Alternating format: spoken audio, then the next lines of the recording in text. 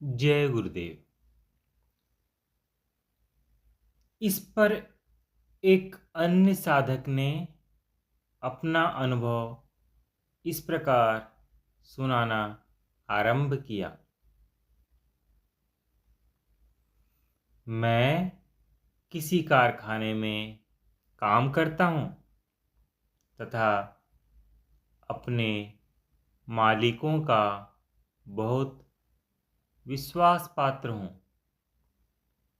किंतु अंतर से मेरी वृत्ति एकदम इसके विपरीत है।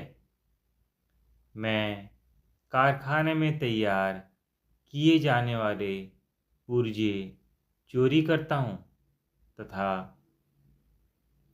बाजार में सस्ते दामों पर बेच देता हूँ।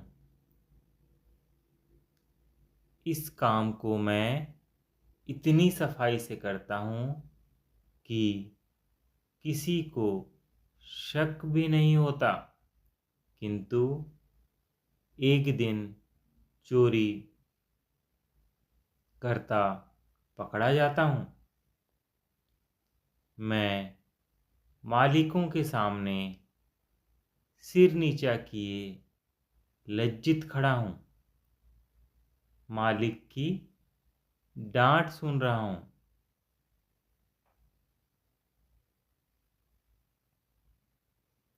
किसी दूसरे दिन का अन्य अनुभव। मैं एक गरीब किसान हूँ।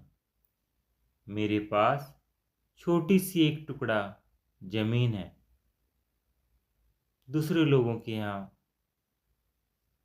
मजदूरी करके किसी तरह पेट पालता हूँ, किंतु अंतर में द्वेष तथा लोभ की मात्रा बहुत है।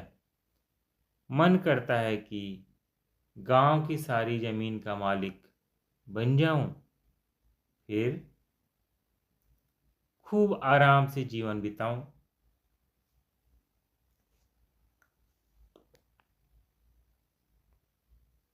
तथा दूसरों पर हुकूमत करूं। जिनके पास जमीन है उनसे मुझे द्वेष तथा घृणा है, किंतु काम उन्हीं के यहाँ करना पड़ता है। गालियां तथा डांट सुननी पड़ती है। जमीन ऐसी चीज भी नहीं जो चुराई जा सके। मन में कूढ़ता रहता हूँ, अपशब्द सुनता रहता हूँ।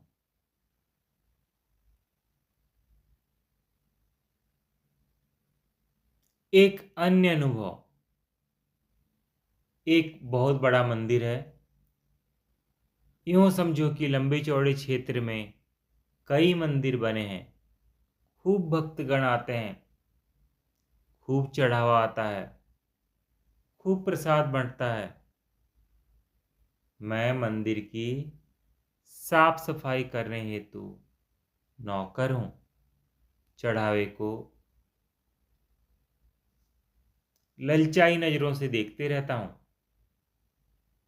अवसर मिलता है तो जितना हो सके चढ़ावा पार भी कर देता हूँ।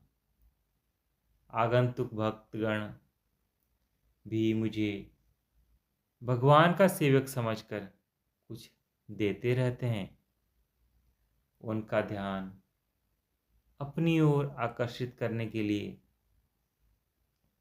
उनके सामने मंदिर की सफाई में लग जाता हूँ।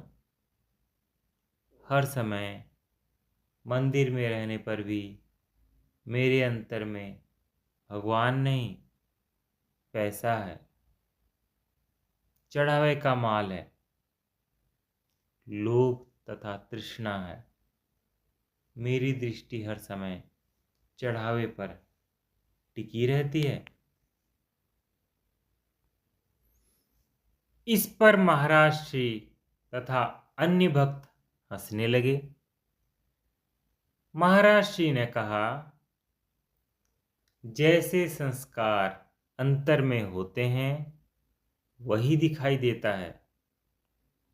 यदि अभिमान द्वेष, घृणा, क्रोध अंतर में संचित होगा तो वही दिखाई देगा, किंतु जीव के अच्छे बुरे सभी प्रकार के संस्कार रहते हैं। उसके अनुभवों का स्वरूप भी बदलता रहता है। जो मनुष्य साधन भजन में रुचि रखते हैं उन्हें ध्यान की अवस्था में ऐसी अनुभूतियां होती रहती हैं।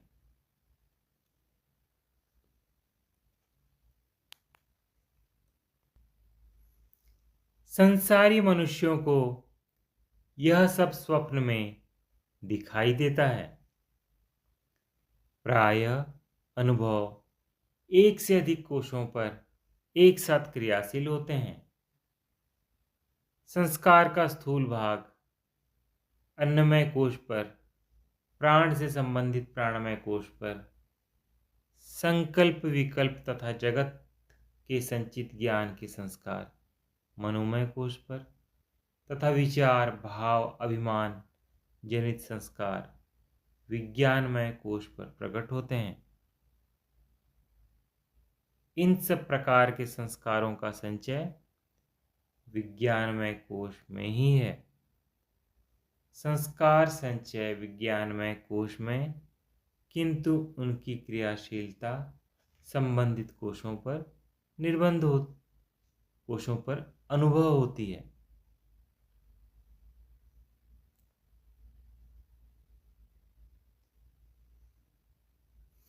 एक भक्त, आपने आनंदमय कोश की कहीं गिनती नहीं की? महाराज श्री, जगत के ज्ञान संचय का कार्य विज्ञानमय कोश से आरंभ होता है, इसीलिए इसके संस्कार भी विज्ञानमय कोश में ही अंकित होते हैं। आनंदमय कोश का कार्य संस्कार संचय नहीं है, यद्यपि संस्कार संचय का कारण उसी में निहित है। आनंदमय कोश में जिस आनंद की अनुभूति होती है वह आत्मा का प्रतिबिंबित आनंद है। माया बीज रूप में यहाँ निवास करती है, क्योंकि आत्मा तथा चित्त के द्वैत का आभास यहीं से होता है, इसीलिए इसे कारण शरीर कहा जाता है। जय गुरुदेव।